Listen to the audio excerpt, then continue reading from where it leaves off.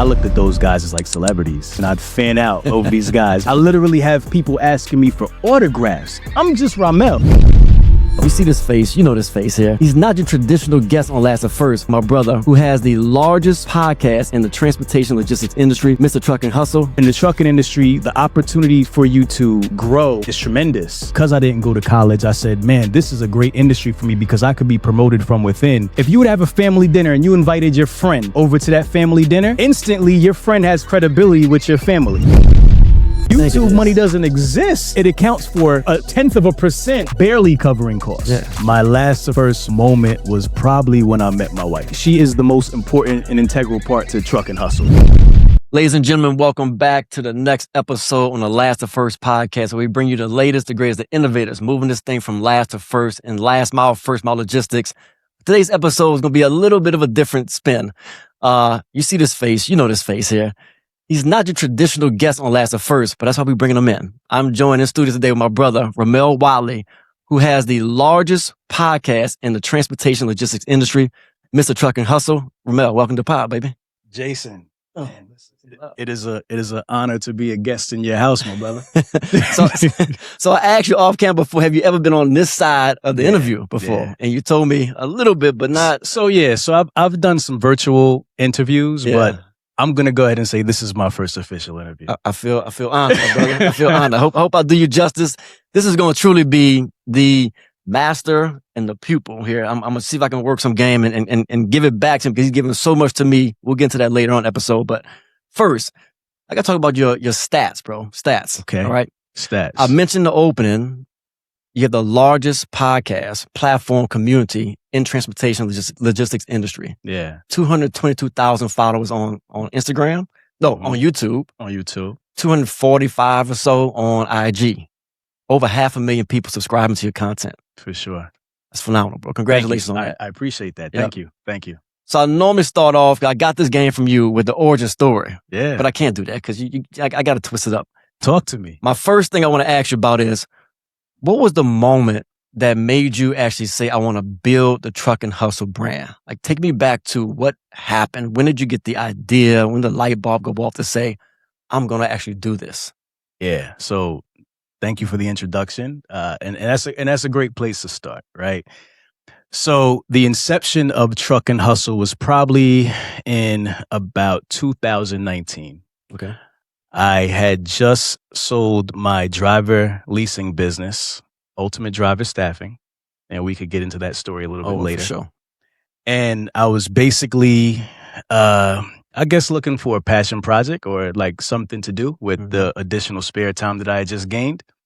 And I love podcasts. I love the medium of podcasting. I'm an avid podcast listener. I love like the OG podcasters. Anybody who listens to podcasts probably knows Pat Flynn, John Lee Dumas. These guys are in the transportation space, by the way. They do like business content. Okay. But I would always listen to those podcasts to get inspired, just in general. And, you know, it's funny because I looked at those guys as like celebrities. You know, they would have like meetups and I would like go to them and I'd fan out over these guys. And like, if you see these guys, you wouldn't think that I would fan out over them because they don't look like somebody necessarily be a fan of, right? Because they're like, you know, like just regular dudes, right? Right. But because I had listened to them so much, every day, you know, John Lee Dumas put out a podcast every day, 7 days a week. Wow. Like work ethic, like crazy. Damn. Pat Flynn, you know, 2-3 days a week, like he's dropping new content. So, you know, I'm, you know, ingesting this content daily and like, you know, I'm really like starting to just feel like they're ingrained in my DNA. Their frameworks, what they talk about, the things they're interested in, I become interested in. So I started to see the power of podcasting. And I was like, man, I would love to start a podcast. In under 2 years, Last2First has grown from zero to reaching over 500,000 people across the last mile industry. And what's even better is that half of every episode gets watched from start to finish.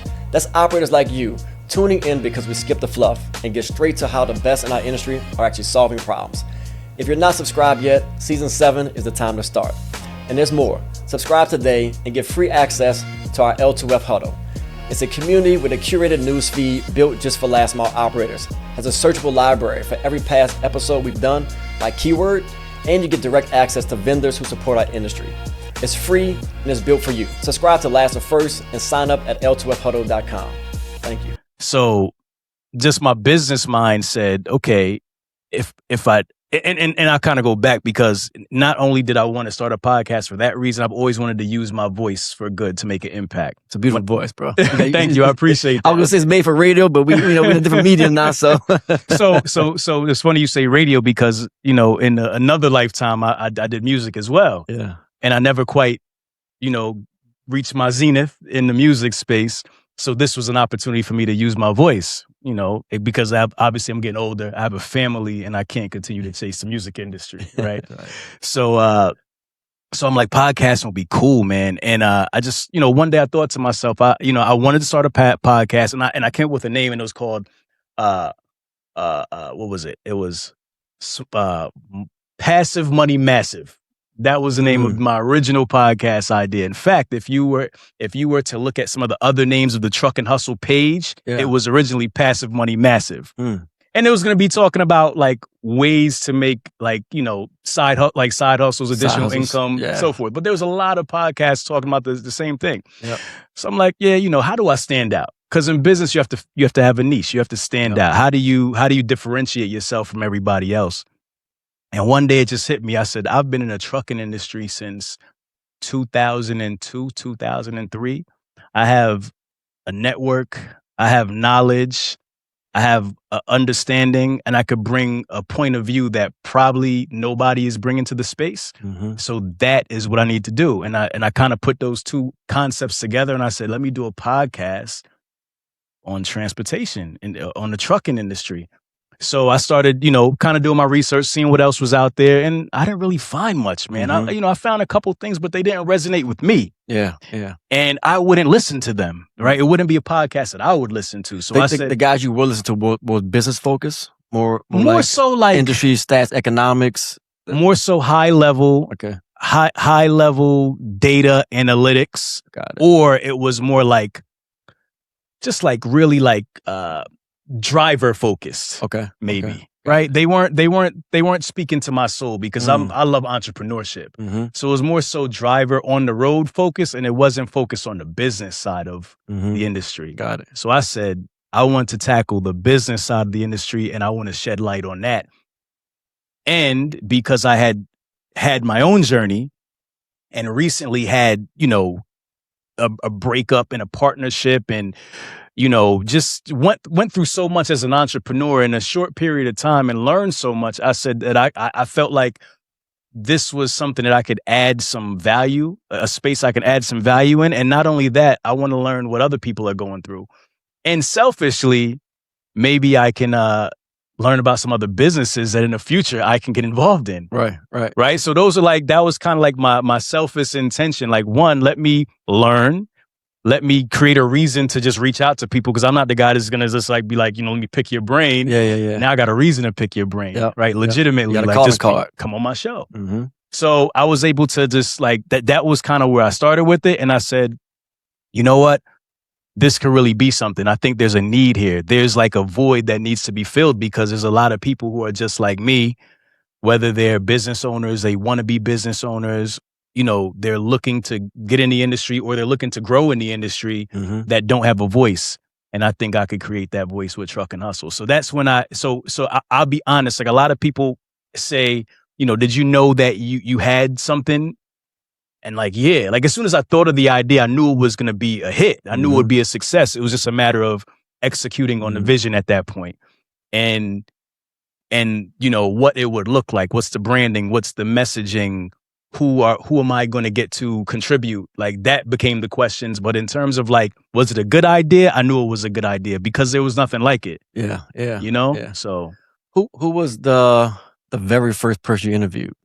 So the first person, really cool story. The first person I interviewed, which is to this day the most listened to podcast on audio. Okay. Not video. Did you start audio first? I started audio first. Okay, so you didn't start on YouTube. Didn't start on YouTube. I got on YouTube 2 years after. Damn. After I started audio. In fact, I used to like laugh at my kids because they were doing YouTube and I was like What are you doing? Why are you wasting your time? Well, you think you're going to be a YouTuber? Seriously? And now here I am, a YouTuber. So, damn kids. You know what I mean? Literally.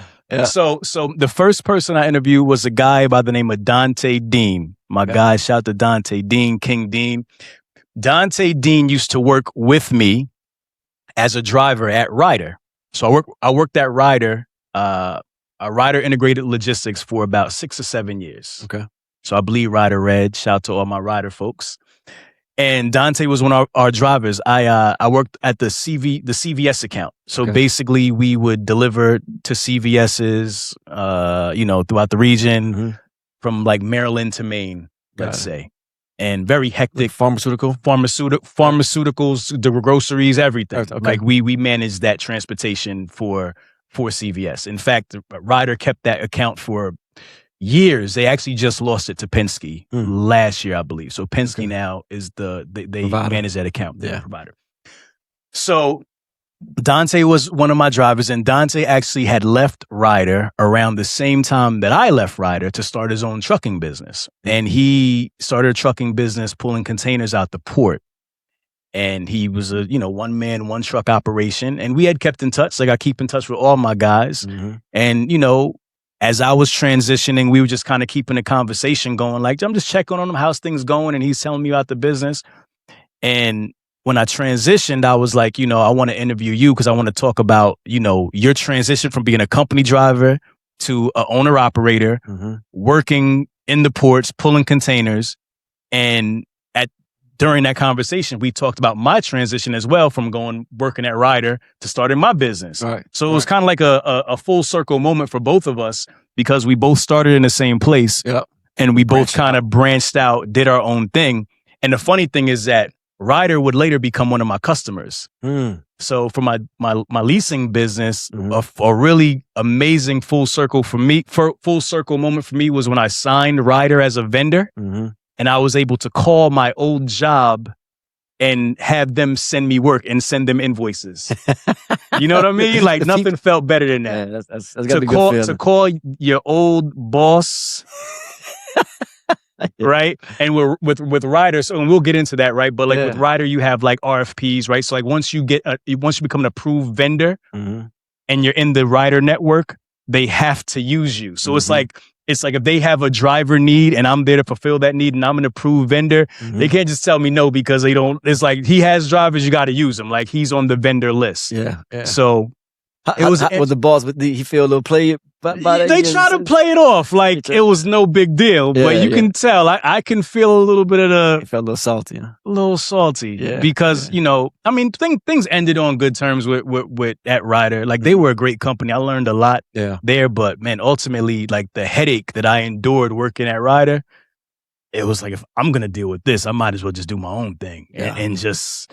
I had to figure something else out. I was literally that account was so rigorous. I literally was having headaches and I thought I had like a tumor in my brain, bro. Yeah, it was that bad. Yeah, stress. I mean, the stress was crazy. We're on location with the customer, right? So we're at CVS, domiciled in CVS. We just have like a little cubicle in CVS. That's Ryder. And then everybody else is CVS inside the building. And then we dealt with this, the plant manager, his name was Frank Yannick. Shout to Frank. I love Frank, but Frank was a bastard, boy. Frank would put the pressure on you. He had this little window that he would slide and he'd come in and be like, where's my truck? Where's my truck? The truck's supposed to be there at 6 a.m. He's not there yet. What's going on? Just slam the door back and you're like, yo, Frank. One time Frank threw a phone at me. Come on, bro. He threw a phone at me. He was like, where's my truck? Threw the phone. When he realized he hit me with the phone, he came back through the window and apologized. But he was that type of guy. And the funny thing is, like, Frank, like, we became like best friends because once you learn how to tame that the dragon and you realize that it's like really they're just like they're what do they call it? When they're like peacocking. You know what I mean? Posturing. Right. Once you realize that and you get past that little facade, you're like, oh, okay, you're not that tough. Yeah, it's like the blowfish. Yeah, the blowfish. And he was really a sweetheart. Really like the nicest guy. And he loved me because once I saw through that, nobody else really saw through it. Everybody else was afraid of Frank. Intimidated about it. I'm not afraid of anybody. Yeah. So, you know, and I'm not no tough guy or nothing like that, but just I'm a man. Right. So I had to let him know, like, listen, that disrespect will not be tolerated, Frank. Like, everything is cool, but we're not going to be disrespectful. We're not going to do that. So when I looked him in the eye and we got on that same level, like Frank and I were best friends, and shout to him. I think he's still there, but he was that's my guy, man. Frank Yannick was cool. Yeah. Your TMS doesn't have it. Your third-party admin system doesn't have it. A system of record missing the most important data isn't a system of record at all. Credentials and compliance records are trapped in silos. Result, an uncredentialed driver gets dispatched. In life sciences, that mistake can kill a company. Gig safe. Complete the record.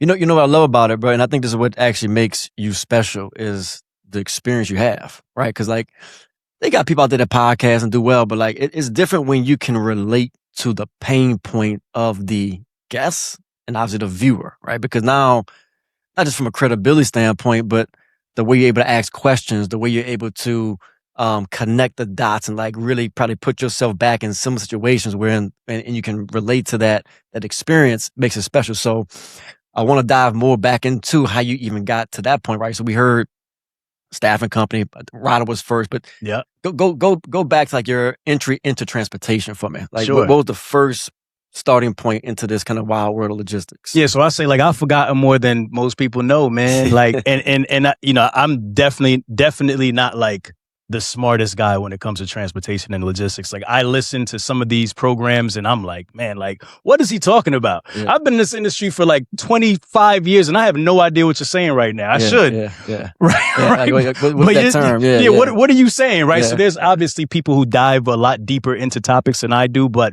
just high level, I've been around this industry for 20 plus years. Mm-hmm. So I started back in, and I'm dating myself, and I shouldn't, because a lot of people think I'm like 25 years old and I should run with it, right? You look like a young man. You know, I drink a lot of water, right? And I try to get as much sleep as I can, and I walk a lot. So it's keeping me young. But I entered into the industry. I'll say my starting point was around 2000. I could go back, but let's start when I just got my CDL. Okay. Right. Like I have a CDL to this day. Okay. I'm a CDL holder. I have my med card, everything right now. If you throw me in a truck, I might not be able to drive it, but I can drive it legally. Right. So got my CDL back in 2000, I want to say 2003 or 4, something like that. Okay. And it was really a means to an end at that point, right? I was just trying to find my way. And I just needed a job that was going to pay me fairly. Mm-hmm. And at that time, like there were like classified ads back in the day. I feel like, oh man, say that, but like you're looking through the paper and you're like, man, what can I do? Like what job can I get within the next month and make like 50K? Mm-hmm. And truck driver was one of them. Yep. You know, there were some other ones like real estate agent and some other things that they promised that. And I was a real estate agent too. We could talk about that also. But fucking hustle, baby. but yeah, so basically, man, you know, I got my CDL. I went to in Bordentown, New Jersey. I went to Smith & Solomon. I think it was a 6-week course. You know, learn the very basics, how to back, how to alley dock, how to drive straight, how to shift gears and all that good stuff, enough to pass the test. Yeah. And when I got out and actually passed, and I was surprised I got my CDL because I did not know how to drive, Jason. I'm telling you, bro, like I didn't know how to drive. Like I literally not easy, bro. Like it's not as easy to look. So here's the thing, like literally, like when you're learning how to drive, they train you like in steps to where you can literally pass the test with your eyes closed. You don't have to actually know what you're doing. Right. You just have to do right. If you follow the framework or you follow the process and the procedure that they kind of build out, like for example, like alley docking, they'll say like, okay, drive to the cone, then turn the wheel 2 times to the left, back up, turn it 1 time to the right, back up, turn it to, and then before you know, you're looking, you're like, I'm in. Yeah, right. You didn't even do it. You just follow the script. The script. And that was me. So, you know, after I got through the test and you know, got my license, obviously I had to go get a job now. And that's where the real work begins, because the license means nothing until you get out there and you got to season that license. You got to, you know, typically go find a company that's going to pay you pennies on the dollar. You got brand new. Because you're brand new, right? And you have to find a trainer. And if you're lucky, you find somebody to train you, and then you kind of work your way through the ranks there. And I'd heard the horror stories, and I really didn't want to go through that, nor was I comfortable on the road at all. So I'm just not, it just wasn't for me. And I knew it wasn't for me, but again, it was just a means to an end. So as I was looking for an opportunity, I ended up running in, I was introduced to a guy who worked for a company called Ball Plastic. Well, he worked for a company called Bond Transfer. Okay. They're based out of Maryland. I think it was Belmead or something like that. I forgot. But they were based out of Maryland at the time. Donald and Douglas Constantine. I'm just name dropping like crazy on here because I'm just kind of going through, right? We're going to tag them. Look, subscribe, follow. Shout out to Donald and Douglas Constantine. They gave me a shot, gave me an opportunity.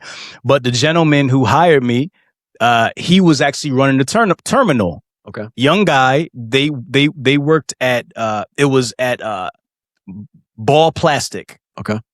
So basically what Ball Plastic did was they would make plastic bottles for Pepsi. Right. So basically trucks would come in with the resin, like little ball. I don't know if you know how plastic bottles are made, but they're like these little white balls of resin, and they go into this machine, and then they like spin it up, and before you know it, you have a plastic bottle. Oh, yeah. So the warehouse, the Ball Plastic, they made these plastic bottles. So basically, Bond was delivering these plastic bottles. I think it was like 20 pallets or so that they would send from basically, again, Maryland to Maine to like the Pepsi's like Cranston, Rhode Island, and so forth and so on. Yep. So I met this guy, Sean. Met this guy. His name was Sean, and we were just kind of talking about the industry. And he basically told me about an opportunity that they had as a dispatcher. And you know, I knew what a dispatcher was because I had previously worked at AAA. Okay. Right, as a dispatcher, like dispatching the tow trucks. And I'm like, okay, yeah, I could, you know, dispatch trucks. It's basically like managing the trucks, but I didn't know what the dispatch function would be like as it relates to like traditional trucking, right? Like I only understood like calling tow trucks and telling them, hey, be at this location at this, or there's a stranded vehicle here, right? Pick it up, right? Pick up the vehicle. So when he explained it to me, I said, this is fairly easy. He's like, you know, for the most part, man, you're just managing these guys. Right? You're managing their time. You're managing customer expectations. You're finding backhauls for them, you know, and then you're just like, you know, doing a little bit of light compliance. We have other people that kind of do that, but you have to kind of know it, right? Enough to, you know, be versed in it to be able to communicate it to the drivers. Right. So when he told me about it, man, the first question I asked was, how much does the job pay? Right. Because I need to match like that $50K that this trucking job I need to find is going to pay. And I think he said, man, we're hiring like around $40,000 or $45,000 at the time. And to me, that was music to my ears, brother, because I didn't go to college. So a lot of my peers who had went to college, they were graduating, they were getting jobs, and that was around the ballpark of where they were starting. Right. So I'm like, you know, man, if I can get this job entry level, you know, getting paid 40, 45K, that's pretty much on par with everybody else who who has a 4-year college degree. Right. And there's an opportunity here because I can work my way up in this industry. And that's one thing that I love about the trucking industry is typically a lot of companies, and you know, I'm not involved anymore like that, right? To where I'm like seeing what's happening in the companies, but then they promote from within. Yeah, they do. Right. So there's a lot of places where you'll go where you'll see like this guy was a mechanic. He was working as a diesel mechanic in the shop. And now he's like the terminal manager. You see those kind of stories all the time. Yeah. Because it's a specialized knowledge that you really can't hire from outside. Yeah, institutional knowledge you gain on a job. 100%. It's hard to go replicate that and find that. So. And there's no other industry like that. Yeah. Right? You can't just find a suit or somebody coming out of college and just throw them inside of a logistics business and think they're going to be successful because they've studied, right? Yeah. Like you have to get there and get Practical your hands dirty. application. Exactly. Yeah. So in the trucking industry, the opportunity for you to grow is tremendous. And I realized that early. And because I didn't go to college, I said, man, this is a great industry for me because I could be promoted from within, because I'd heard the stories of other people within the company who had come from just entry-level positions with no college degree or anything of that sort and been able to rise in the ranks. So I said, this may be interesting. So either way, long story long, got hired there, started working for Bond, and I ended up becoming the terminal manager. Because there was maybe 4 of us there on site. Okay. The guy who hired me ended up getting fired for stealing from the company. Stole hundreds of thousands of dollars from the company. Whatever. Hey. And because I had been around for so long and I had those insider secrets, they call him like the senior man with the secret. I knew everything about the terminal. I knew everything about running that business. And I ended up actually running that terminal for about a year. Okay. Until they end up dissolving that business and go. I didn't run them out of business, by the way. It was some other things. So it wasn't my fault. I did my thing. And they dissolved the business. And, obviously I left. And that was when I went to Ryder. Okay, got it. Right. So that was, and here's another thing. Relationships are key. Throughout all the jobs I've ever had in transportation, I've never even had to fill out a resume. Never. I've never done it. I've never had an interview, an official interview, never had to fill out a resume, never had to do the song and dance for anybody because it was always a relationship that brought me in the next door. So with Ryder, it was a guy named Pharrell who was working at Bond with me for about maybe 6 months or so. He had moved on to Ryder. And then when Ryder had an opening and God made it so that exactly when Bond was dissolving, that opened up. Ryder had an open door and he said, come over here. Boom. He stamped me, right? Gave me and it was a go. Yep. Right. And I shout to my guy, Mike Scarpula. He was a hiring manager there. I see Mike on LinkedIn all the time. So he hired me at Ryder and I started my position there at Ryder. So, then from Ryder, worked there for about 6 years as a CLC, they call it, customer logistics, something. They have all these CLs names. Like they have all this like Ryder language that you have to be involved to know. But I think it's like customer logistics something. And then I was a CLS, which is like a customer logistics supervisor. So I just moved up through the ranks in Ryder. And that's around the time when things are starting to get funky for me. Got it. And I was like, man, I got to go. And that's when I started my business, Ultimate Driver Staff. Let's talk CXT for a sec. Look, in an industry like ours, there's always noise. Old stories, old reputations, people talking about the past. But CXT isn't focused on that. They're focused on how operators perform today. As compliance gets tighter and operations get more complex, the old tools, they just can't keep up. And CXT gives you a clearer picture, real-time dashboards, performance tracking, and smarter autonomous routing that surfaces issues early in the game and improves outcomes over time. That's where the industry's headed. Here's where you should be at, cxtsoftware.com. And that was to basically do driver replenishment, essentially? Yeah. So here's the thing.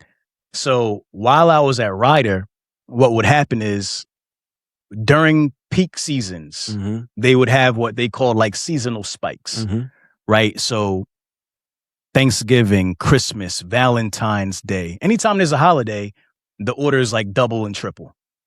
So we would normally carry about maybe 50 drivers, right? But when we had those seasonal spikes, we needed to add like 10 to 20 drivers for the season. So what they would do, as opposed to hiring more drivers, because obviously they don't need them after the season is over, they would reach out to these driver leasing companies. I would reach out to these driver leasing companies and basically they needed drivers.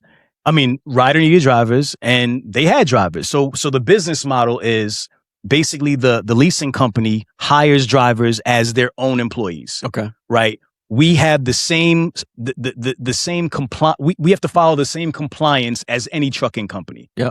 right? The same hiring standards and so forth. We have to have a DQ file for the driver. They have to be drug tested, verifications of employment, everything. Yep. We pay their workers' compensation, right?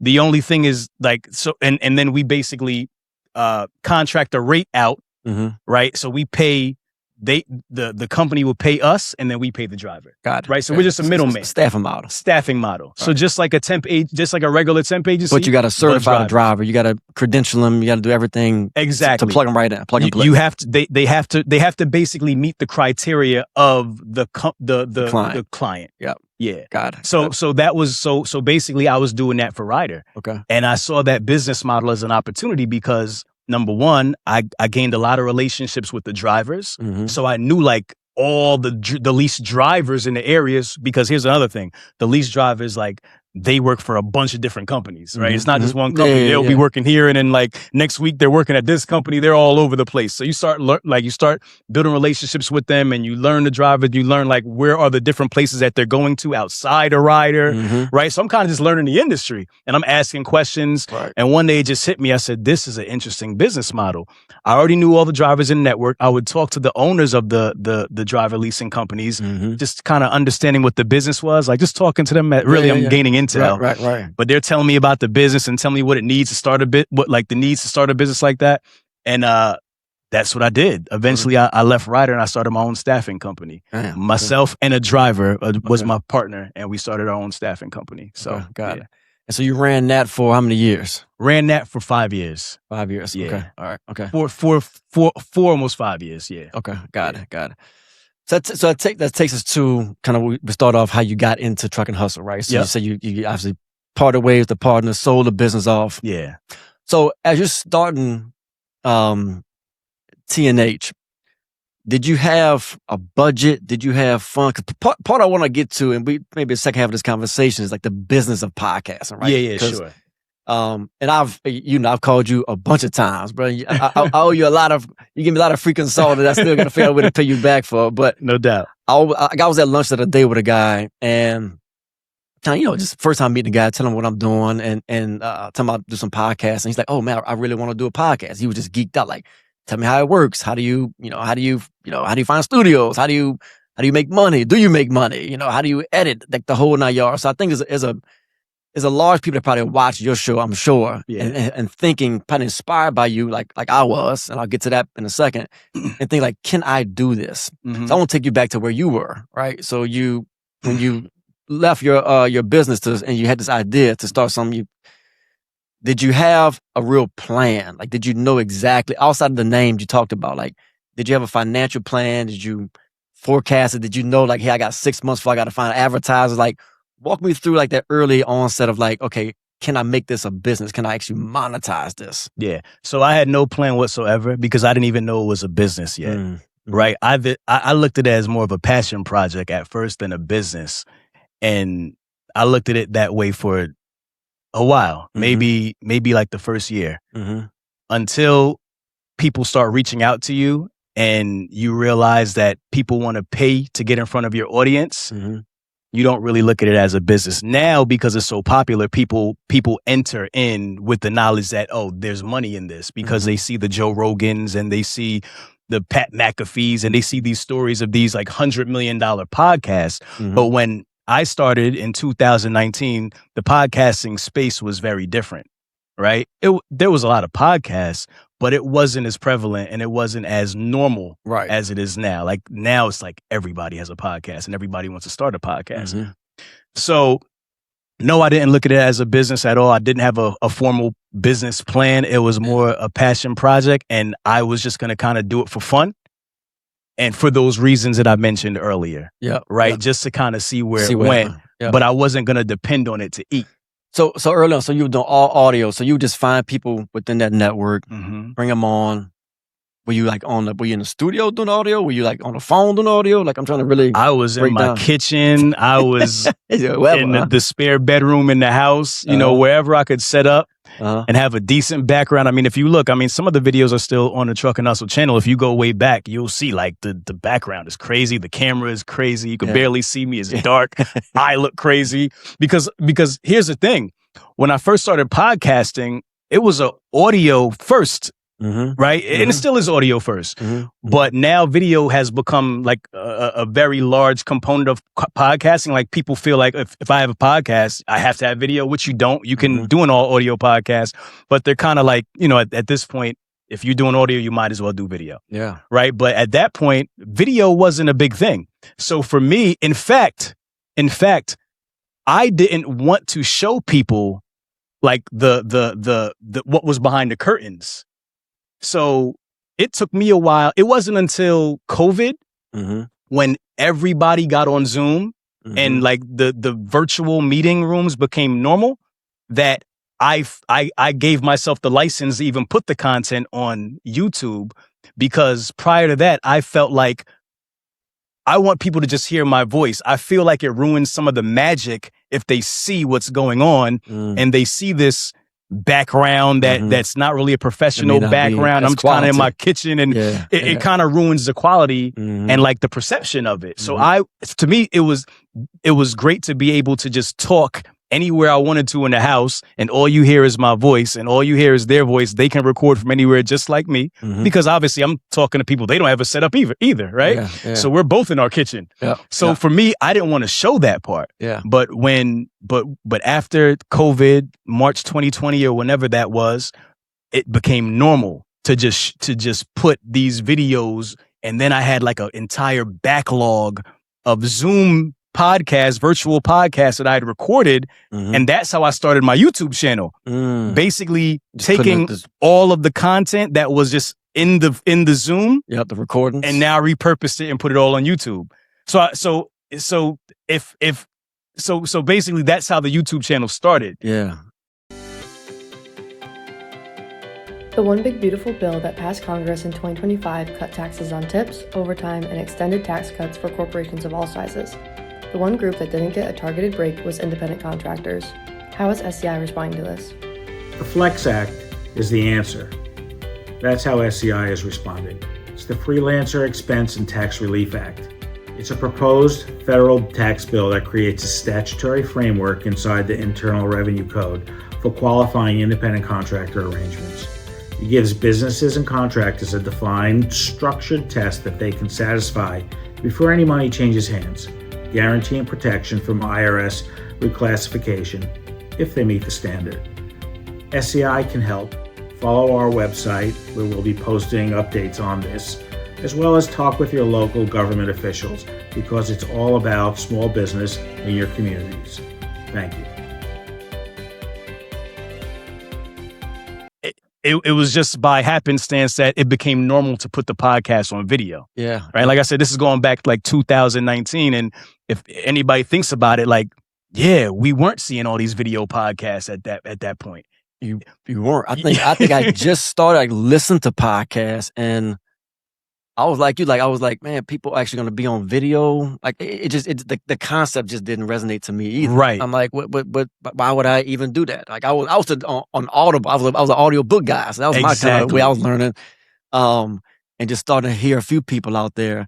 But so you mentioned kind of like after that first year, you had grown your audience enough to where you started maybe attracting some potential advertisers, sponsors, partners, et cetera. Yeah.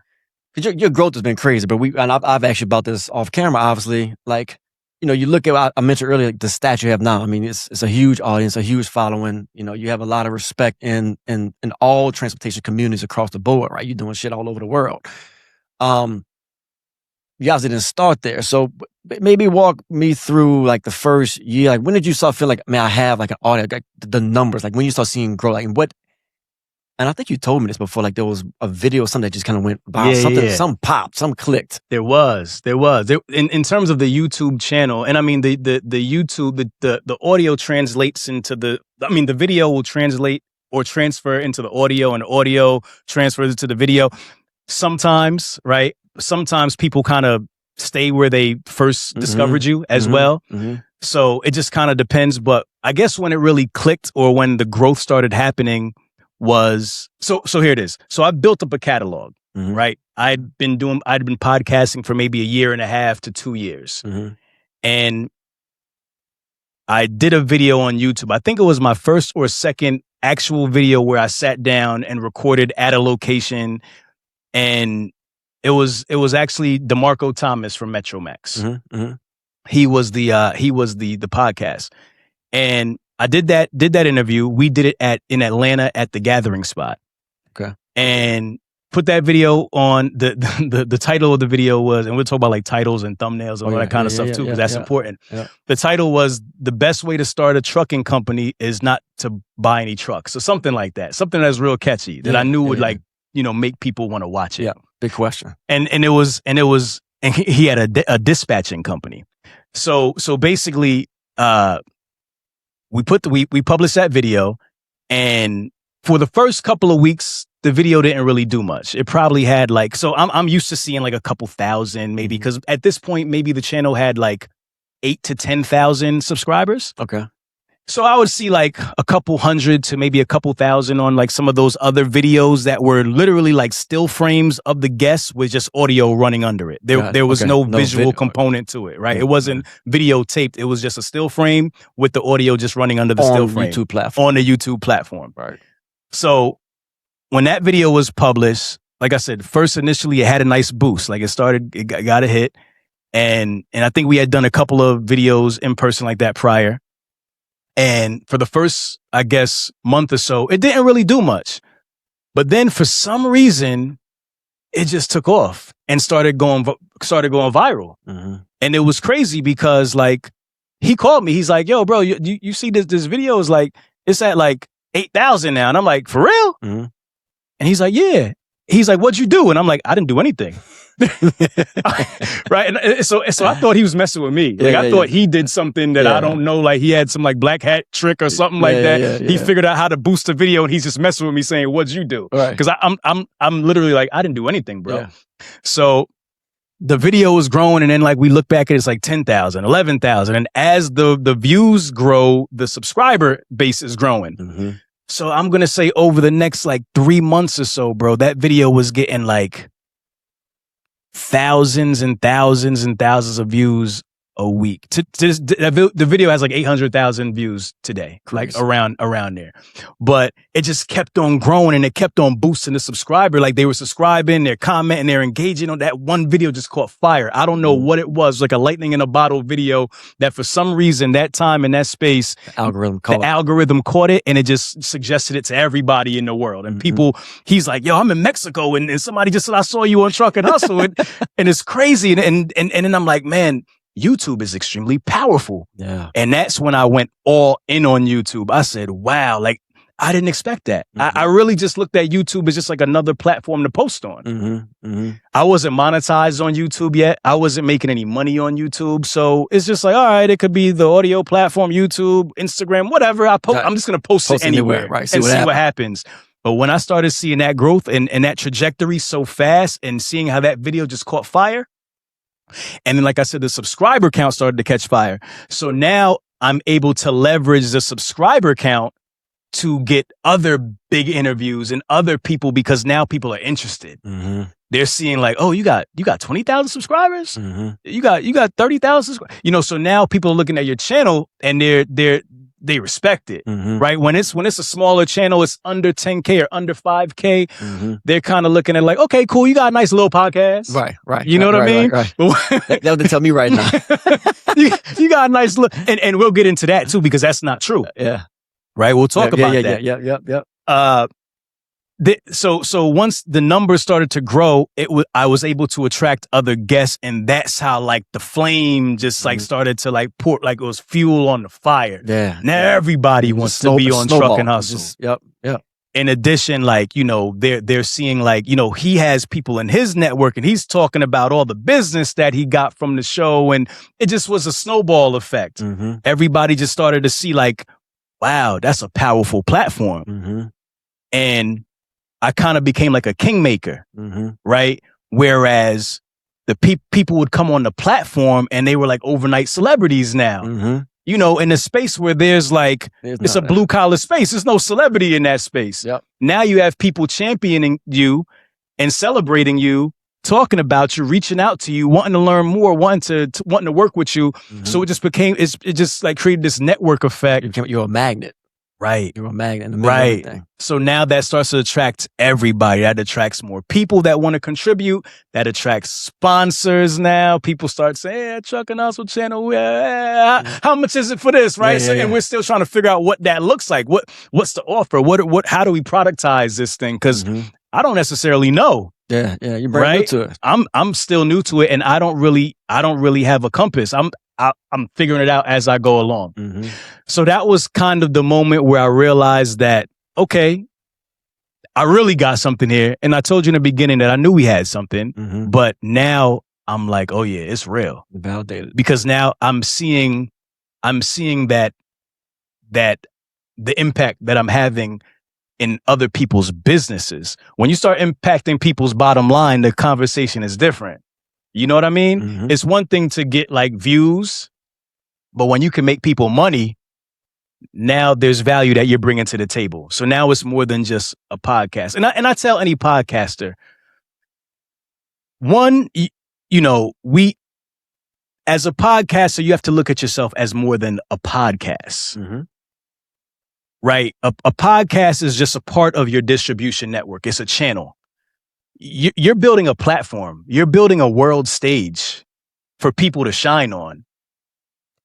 If you have a video, let's say you have a video that does 50,000 views, it goes viral, right? It's semi-viral. That's not really viral, but let's say semi-viral has 50,000 views. 2 weeks ago, Jay-Z performed in Madison Square Garden at 50,000 people there. That was considered like incredible. Yeah. So those are real people.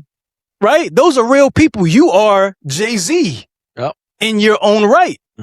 So when you start looking at it and you understand the value that you bring, and these numbers, that these analytics are real eyes, these are real people, especially if you're looking at, if you're in a specific niche that's solving a specific problem, you have 1,000 people looking at you, you have 10,000 people, whatever that is, those numbers are real.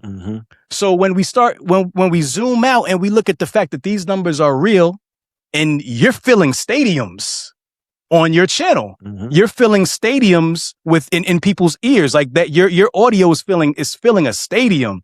You look at your value, and you say, man, and like I said to you in the beginning, I said thank you for inviting me to your house. Like when, and that's really what it is. When somebody comes on your platform, it's like if you were to have a family dinner, they're coming in, right? If you would have a family dinner and you invited your friend over to that family dinner, instantly your friend has credibility with your family. And everybody in your family is going to rock with your friend. They're going to start him off with an A. He could work himself down to an F as dinner goes on and he has a couple drinks. He might get kicked out the whip.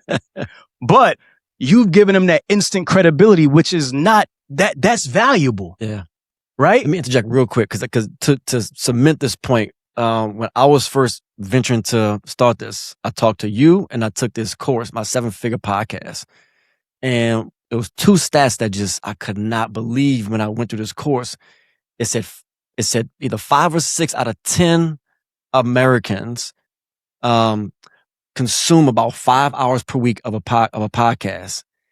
And from an advertiser standpoint, it was like over a 60% conversion rate when you advertise on a podcast, because the affinity the audience has with that host is so strong. It's in your home. It's much more powerful than like a radio ad or some type of online ad or TV ad, because now you're getting stamped, right? You own a guest with someone that I've built up every single week. I'm listening to this person talk.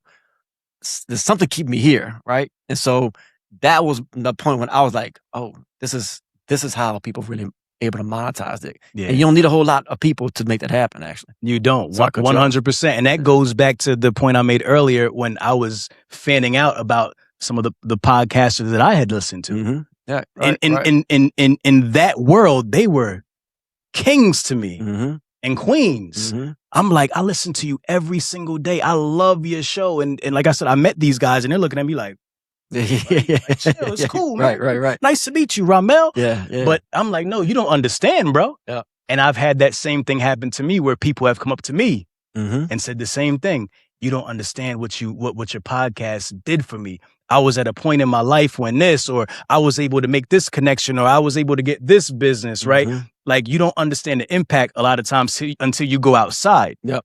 I literally have people asking me for autographs. I'm just Rahmel. Yeah. They want me to sign Truck and Hustle t-shirts. Yeah.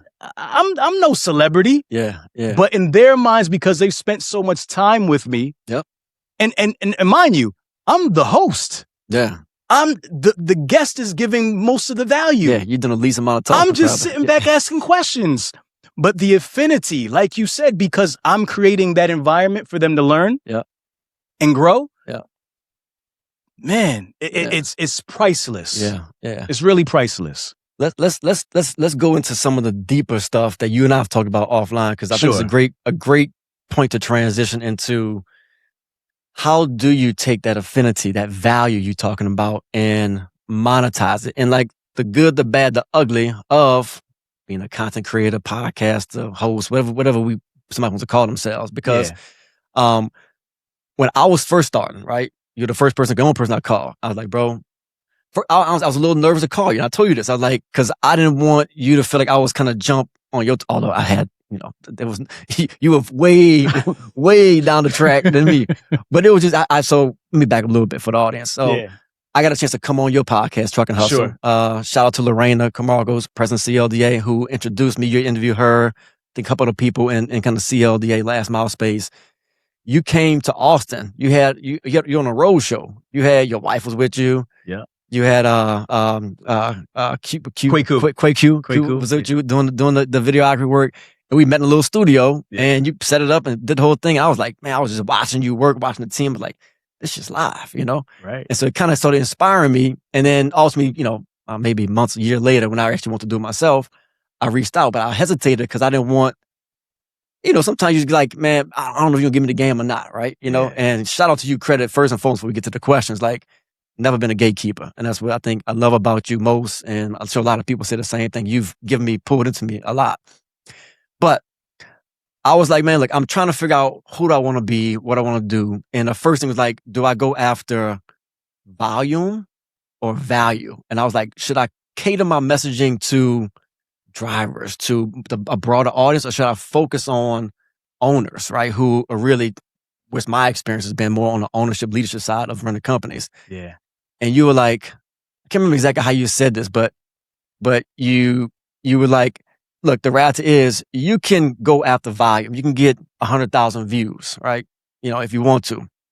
But if 90% of those folks don't have budget, aren't decision makers of companies, you're not creating any value for your audience. And so you kind of encourage me to stay very niche, stay focused on driving my conversation based on my experience to owners, which has been tremendous for me to like get that value from you. But it's tough, bro. Like we've talked about podcasts and like we've had, rough conversation. We both have been like, bro, this shit ain't for the faint of heart. It's wicked, man. It's wicked. You can be here and then here and you have to be on. You got to create content. We sit in these little rooms and there's cameras on us right now. And I've had somebody come up to me in public too. I'm like, oh, Jason. I'm like, but when you're in this little room right now, you're like, man, I'm talking to, I'm in a little box. Right. So you don't understand the impact you have. But I guess the question to all that is, what has been the downside of podcasting? And it could be, bad guests, bad interviews. Have you ever had to cut episodes or someone sideways with a guest? You're like, bro, I can't air that. Yeah. Or even to like the financial stuff that we've talked about, like how challenging is it to actually create a stable income when you're trying to do this work and you're giving back so much, but sometimes it's frustrating because you don't feel like the love is being poured back into you or to the platform. Yeah. Bro, there is so much here to talk about. I don't know how much time we have. I'm gonna run this back, but we might come back tomorrow for part 2, for real. There is so much here that we can dive into. Honestly, what do you want me to answer first? Like, what's the main objective? Because I have a lot that I can say on all that. Because you asked me a few different. It's a little bit of a loaded question. Yeah. What do you want me to drill down on, and I'll get as granular as I possibly can. The thing that I'll like drill down is for the folks who will potentially be advertising, who are looking at ways to expand their brand recognition, promote their products and services. how should they look at the value of a platform, of a podcast? Because I think it's still new to people. They don't understand. And when you're talking to them about, hey, it's going to cost this much to do this. Yeah. Sometimes it's like, wait, what? But to your point about 50,000 views, or that. It's not always connecting. So what's been your experience with that, I guess? Yeah. So you have to learn how to communicate your value, just like any business owner, right? You have to communicate what's your value proposition and how do you make things happen? What's your process, right? Obviously, like what's the magic behind this machine that you built? Because the first thing is, here's a problem. The first thing is, a lot of brands, and not all, but some, undervalue podcasts because, number one, they become oversaturated, right? A lot of people have podcasts now. It's like, oh, I have a podcast too. Me too. Everybody has a podcast. Right. So your podcast can get lumped into that, right? Even if you do more numbers, whatever, right? Right. So, and the barrier to entry is so low because all you really need to start a podcast is Riverside, a mic, and if we want to take it a step further, maybe a camera, right? But you really and a guest or yourself, right? So it's a very low barrier to entry.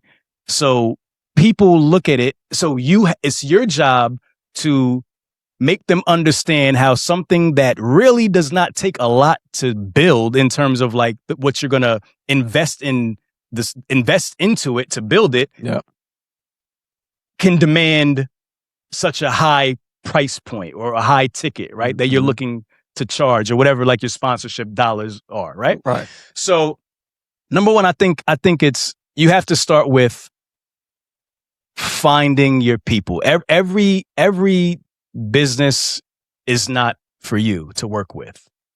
You're going to have a lot of people that reach out to you that's going to waste your time. You're going to have people that are looking to borrow your audience, right? Like, maybe get like a quick lick or, I want to test it. I want to, throw a couple $100 or a couple $1,000 and see what I can get out of it. And they may not get the ROI that they expected because that's not how it works. Just like we talked about the nature of podcasting, how you listened every day to this person and over time you gain affinity and then you become a loyal to this person or this brand. Yep. It works the same way with podcast, with the way brands need to look at podcasting as a medium for advertising. It takes time. Yep. So that's the first thing you have to communicate. And of course, they don't want to hear that because if you're charging them monthly or whatever that may look like, whatever your package is that you put together for them, they're spending money and they might not see that ROI at the beginning. That's why it's important to make sure that you partner. And I like to call them partners, not sponsors. Yep. Words are very important because it's truly a partnership. You're investing in me and I'm investing in you. So you have to look to partner with people that are kind of in it for the long haul and really believe in what you're doing long term. Because if you don't do that, you're going to have a lot of fly by night partnerships or people who work with you because they may not see the return right away. Now, don't get me wrong. There are times where they may advertise on your platform one time and see it right away. I'm sure that's happened to you. Yep. One mention, I got 10 leads. I got 20 leads. It was just one show. Yep. Those people, they get the Holy Spirit real fast because they see it right away. And then they want to invest long term, but it doesn't always work like that. You have to train the audience over time to trust this person that you're bringing into the house. Yep. You know what I mean? So it's like, yeah, they're going to give you their ear and they're going to start you off with an A, but at the same time, that doesn't necessarily mean they're going to let you watch their kid. Yeah. You know what I mean? Like, yeah, like you cool. You Jason's man. Like I like you, but we're not there yet. Yeah. So the first thing that advertisers need to understand is that it takes time. The second thing that they need to understand is it's a collaborative effort. The sponsor needs to be, they have to be open to working with the creator to craft the messaging and create the content that's going to work. And they have to be open to pivoting and being flexible and trying different things. A lot of advertisers, they want things done one way, right? And they don't want to go off script. They have to get all these approvals, and that stuff kills the message. Yeah. Because people are real people out here, man. People are so used to the BS now. They see it coming a mile away. And if you're hitting them with the same old same and you're not trying something new, then it's not going to resonate. Yeah. So you have to be open to be creative and be different and have a little bit of fun. Yes. Like, I hang out with you guys after we sign the paperwork. I know that's not how you really act. Mm-hmm. You know, you're not that tight button up suit. Yeah. I know you. I've seen you. I have you on camera. Right? So let's be real. Let's be ourselves. Let's really relate to the people. And let's really do our best to show them like how this is going to add value to their bottom line. Like, because there's so many different options out there. Why choose you? Yeah. And if you're truly a great company, you should be able to do that. So I feel like a lot of advertisers, they have these messages that are crafted by their CMOs, and their CMO does this, and this is how it's going to be, and this is our branding kits and all that. Man, throw that all out the window, man. Because if you're using a new platform with that's creative, that's different, that's not the traditional advertising platforms, and you don't want to pay for clicks anymore, and you don't want to throw your money out the window like you've been doing, then you have to do something different. Yes. So my thing so my advice to them is be open to be creative. You know, be open. If you're a founder, get on camera, talk. Don't be afraid and send, your CMO or your marketing lead and to talk about you get out there. Yeah. This is your thing. This is your baby. You talk about it. Right. So if they work with us more, they will see more of a ROI because they leave it in our hands and they just expect magic to happen. We can talk till our face turns blue. Right. But at the end of the day, that person who's watching your show or your production, they're really there for the content and for the value. You're interrupting them with this message from our sponsors. Yep. So if that's the case, you have to make that message compelling and you have to make that message as real as possible so that it resonates. And if they're going to stop and they're going to listen, figure out how to make them listen.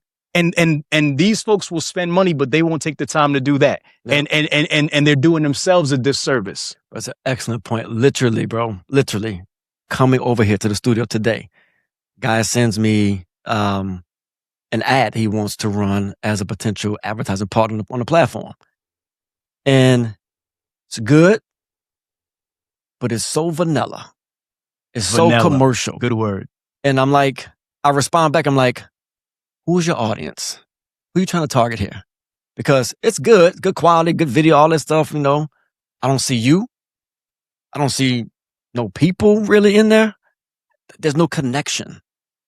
And so when you're on a platform like this, like the audience, like we said earlier, like there's a connection to this audience, authentic connection. Right. Right. This is not a TV show in the sense of like we got actors up here. That's right. This is real. This is real. This is real reality TV. So you have to be real or it's not going to, you may get some brand recognition, but like it's not going to connect. People want to emotionally connect. If you're not doing that, I can't make magic happen. 100%. That's the time that we're living in. Mm-hmm.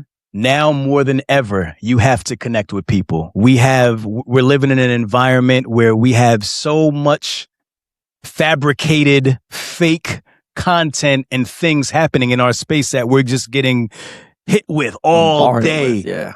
AI, this and all. It's so much where now more than ever, you have to be a real person. Yep. Being real is going to pay you dividends. Mm-hmm. So I think that's the other thing. They have to be willing to let their hair down, willing to be real and willing to really work with you and sit down and say, how can this really be? And again, that comes with true partnership. Mm-hmm. That's why I say you have to make sure that you partner with people who are in it for the long haul. They're not going to say, oh, we ran a month of ads and we didn't see this, so we're out. No. Yeah. You reached out to me because you saw something in me and you saw something in my audience that you feel that I get in front of the people that you want to get in front of. Mm-hmm. You have to trust that. Yeah. Yeah. You have to trust that and you have to see it through. Mm-hmm. If you don't allow it time to mature and allow this thing to blossom, you have to pour water onto a flower, man. It doesn't happen overnight. Like, and that's the thing. So I think I think that's the challenge is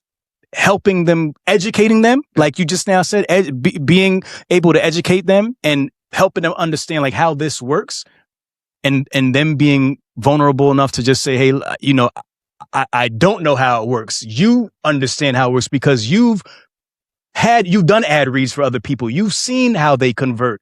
You know what works and what doesn't work. What should we do, Jason? How can I work with you to make this thing work? And if it doesn't work, or if it doesn't work, try something different. If it does work, we double down on that and we keep on doing more of it. That's how you figure that out. But it has to be, so for me, I'm not really interested in working with people who want to just borrow my audience. I want people who are really invested in and they believe in what I believe in. Like they really want to help people. You know, I've been around doing this for 7 years, and you know, you can ask around, like it's the same story. You know, we are really in this to add value, help our audience first and foremost, and help people grow their businesses. Now, we need to see some upside because we won't be around for long if we can't see some upside in doing it. Right? We have to make money as podcasters or as a platform, because how are we going to eat? Like, what do they think this is? Like YouTube's like sprinkling, making it rain on us. YouTube money ain't what you think it is. YouTube money doesn't exist. I mean, it accounts for a 0.1%. Literally. I mean, once you can grow your channel to a certain size, and we could talk like RPMs, like the RPMs that you'll make more money and so forth and so on, like business and finance and, you know, transportation, hour space. You can get great RPMs. RPMs is basically like rate per million, which is per 1,000 views. You can make good money on YouTube, decent money, but not life-changing money or not money that can necessarily even take care of you. Just covering costs. Barely covering costs. Right? So we're all in business to grow. We're all in business to make money, because if we can't make money, we can't pour back into the business. We can't help people. So ultimately, like, you have to help us help you, and you have to feed us so we can feed you. It's just like, that's the reciprocity of how things have to work. It's a partnership. Partnership. 100%. We're going to have to come in time and wrap up here, but before I do, man, I want to be here for another hour, man. But I'm sorry. I didn't mean to interrupt. Like, I'm here tomorrow. We can run this thing back. Shit. Two things before we wrap up. One, just to give you your flowers again, because as I said earlier, you have, selflessly poured into me, a bunch of other people, but just speak from my own perspective, and just want to thank you on camera, because the conversations we've had, the information you've shared with me has truly helped me to accelerate. We don't know Truck and Hustle, but we do a nice little job for what we do. But a lot is due to just your mentorship, bro. So thank you for that. And it's a testament to you. Listen to your whole story. You're a people person first. You know, you reference like you never had to interview, right? Always had somebody kind of bring you in as a reference. You reference the people you brought into the podcast, or the relationships you built with them, the partnership side, and I think that's key to life. Like, relationships are the key to success. So thank you for that. Honestly, thank you. The last question I ask all my guests is, what's been your last to first moment? So when you think about all the things that you've accomplished so far, and we know there's gonna be plenty more left to do, like, if you had to point to something that was like pivotal, like the spot where you say, like, man, if I didn't go right here and went left, I might not be sitting in this seat right now. What would that be for you? So I have so much work to do, so I don't know if I've reached that moment professionally, but my last to first moment was probably when I met my wife. And that is because she is my backbone, bro. Like, she literally, like, if you've seen me out and about at conferences, my family is always with me. Right there. My wife is right there. And, she's been able to bear with me as I, work to grow this thing. She also works in the business and helps, but she's also taking care of other business as well. She is literally like the, she is the most important and integral part to Truck and Hustle, 100%. And having that foundation and having a woman by your side and just taking care of the small things, man. Even if it's a sandwich on the way out, like, make sure you eat before you go. Right. That right there, that's priceless. So I think, like, meeting her and becoming a husband, becoming a father, and being rooted in that has been able to just keep me grounded, and also that's who I do it for. That's my North Star. Like I want to make sure that she never needs for something and my family don't ever need for anything. And that's why I keep on going. Cause I don't like people in trucking. You know what I'm saying? This industry is crazy, bro. Get a little wild. Get a little wild. No, I'm just playing. I love people. No, but honestly, you know, it's funny. You said I'm a people person, and I might be extending this a little bit, but good. It's not about transportation and logistics that fires me up about this podcast. It's really the people, bro. Yeah. I can be talking to anybody. Yeah. It just so happens that I've spent a lifetime in this industry. And this was just the easiest conduit to get to where I needed to get. Yeah. Right? The easiest place to start the conversation because that's where I built the network and had the most opportunity. But bro, I love hearing people's stories, and it fires me up. I love it. I love talking to people. I love learning from people. And that's what Trucking Hustle's about. It's really way more than just the trucking industry or transportation, logistics, supply chain. It's really about the people. That's why if you listen to a Trucking Hustle interview, a great portion of it is, who are you? Yeah. Yeah. Yep. That's what people want to hear. You know what I mean? The business is cool. Yep.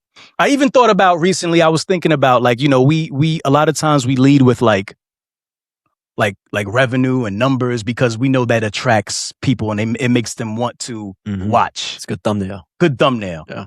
But I thought about like, I don't even want to do that anymore because I feel like that's not what's important.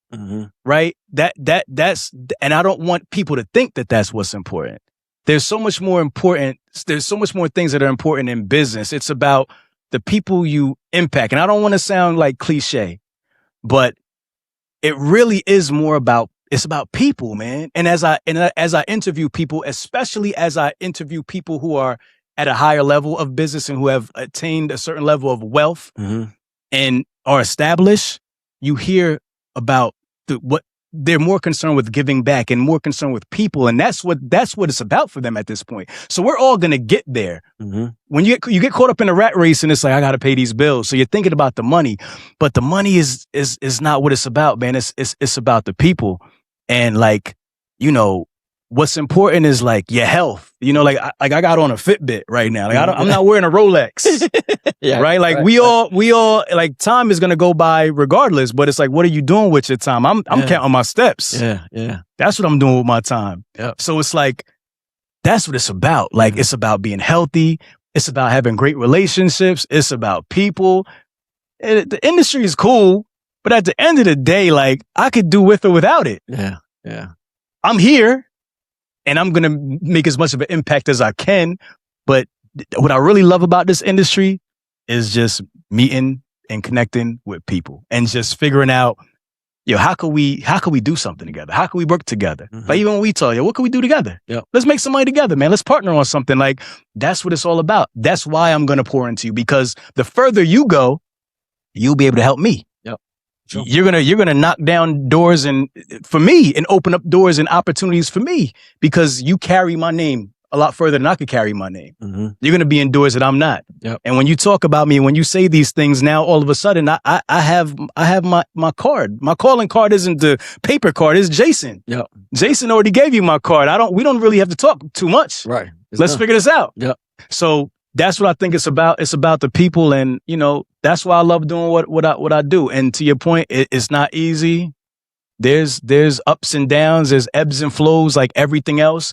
Every month doesn't look the same. Like this isn't your typical like P&L balance sheet. Like nah, it's up and down and crazy, like right? Roller coasters. It's a roller coaster. You hold on tight. 100%. But eventually, you know, you're going to have that hockey stick moment and it's just going to shoot through the stars, right? And all of the work that you've been putting in over time is going to pay off. And that's the way you have to see it. Yep. Just like we tell the people who are our partners, it takes time. Yep. So we have to follow our own advice. It's a marathon. It takes time. 100%. That's it, bro. So, bro, I appreciate you being on. I appreciate sharing your jewels and knowledge. I don't know if I'm the very first person to interview, but I think we dropped. I mean, he dropped all the game, the background on why he is the best in the business, and continued love, continued success. He mentioned we might do something together. So we're gonna talk about it. We might have a little something coming to you. We're gonna cook that up a little bit. 100%. But man, just much love, respect. Keep doing what you're doing, bro. You're an inspiration to so many people out there. And I'm just proud to call you a brother and a friend, man. Thank you, man. Love. Appreciate you, brother. Appreciate it. Thank you so much for having me, man. This is great, man. Yeah. Hustle fam. Yo, I love y'all, man, for real. Last2First. Rahmel Wattley, Jason Burns. We out. Let's go.